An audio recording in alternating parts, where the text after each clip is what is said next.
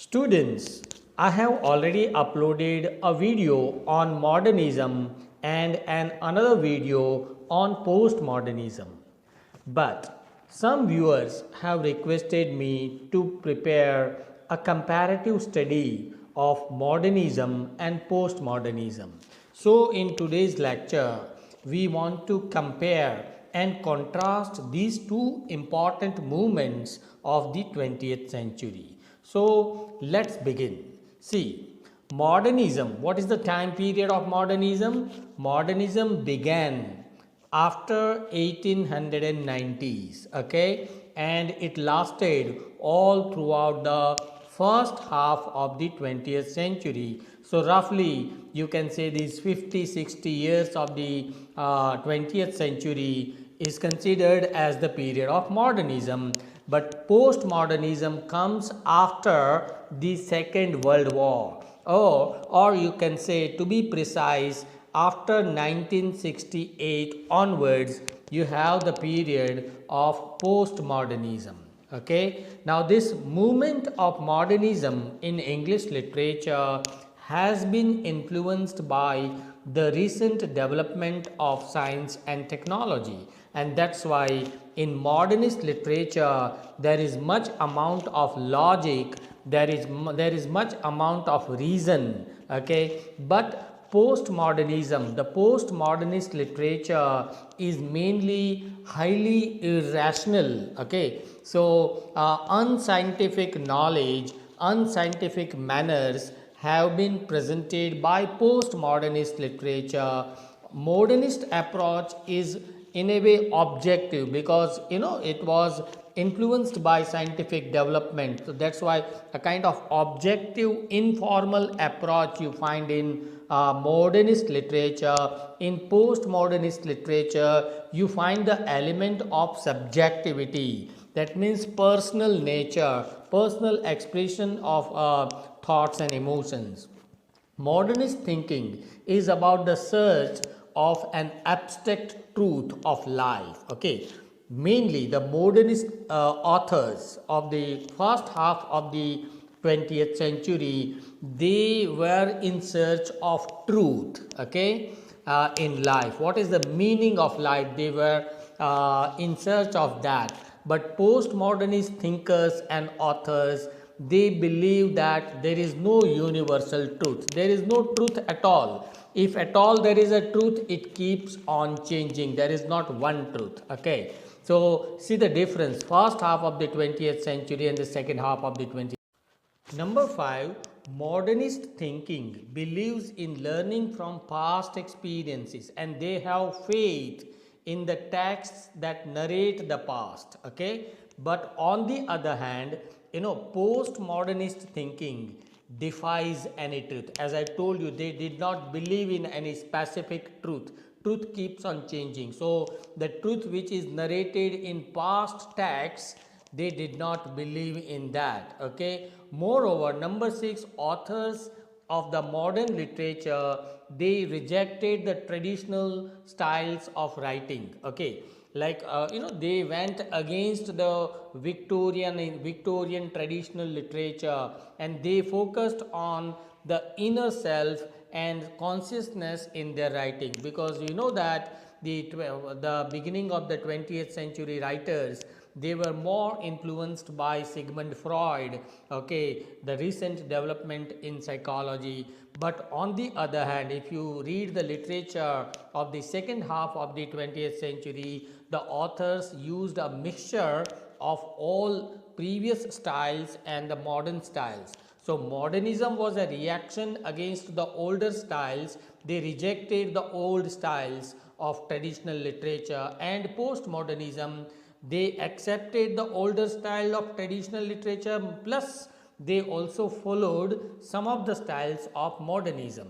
Okay, number 7, modernist literature often followed the traditional organized narrative structures. Okay, as far as the structure of the poem, the structure of the short story or novel or drama is concerned, they followed the traditional method. So you find organized structures in their stories, in their narratives. But in postmodernist literature, they rejected the organized narrative, linear narrative, and they focused on intertextuality, pastiche, and metafiction. Metafiction means they write literature on how to write literature.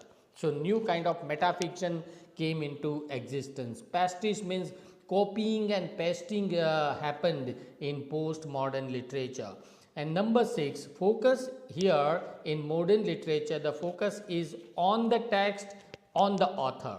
Okay, but if you see the literature of the second half of the 20th century, postmodernist literature, the focus is not on the text, the focus is on the context. Okay, the focus is on the culture, the society, and tradition, and the focus is on the reader. The reader gets the meaning. The meaning does not come from the text. Okay, so reader's response theory that I have already discussed in structuralism and post-structuralism. Now, who are the major writers of modernist literature? Remember the name Virginia Woolf. She gave a new concept of novel writing, stream of consciousness, and she is known by her these two novels, Mrs. Dalloway and To the Lighthouse. James Joyce is also known for experimental prose style. Okay, and remember this name Ulysses is very important work of art written by James Joyce.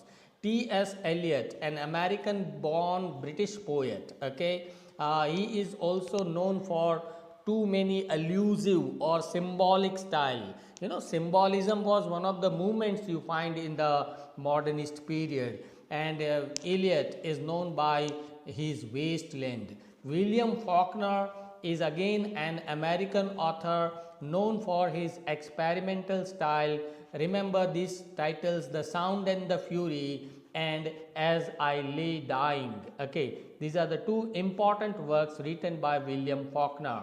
Franz Kafka, an important absurdist writer, too much of surrealism you find in his works of art. Okay, and he is known by the Metamorphosis. Okay, number 6, you have Ezra Pound, who is known for modernist aesthetics. Okay, Ezra Pound was also the teacher of T.S. Eliot. Okay, the Cantos and Hugh Salvin, Moberly, these are the two important works written by Ezra Pound. Gertrude Stein, again an experimental writer as far as prose writing is concerned, is known by Tender Buttons and the Autobiography of Alice B. Toklas. Now, so these are the 7 important modernist authors of English literature.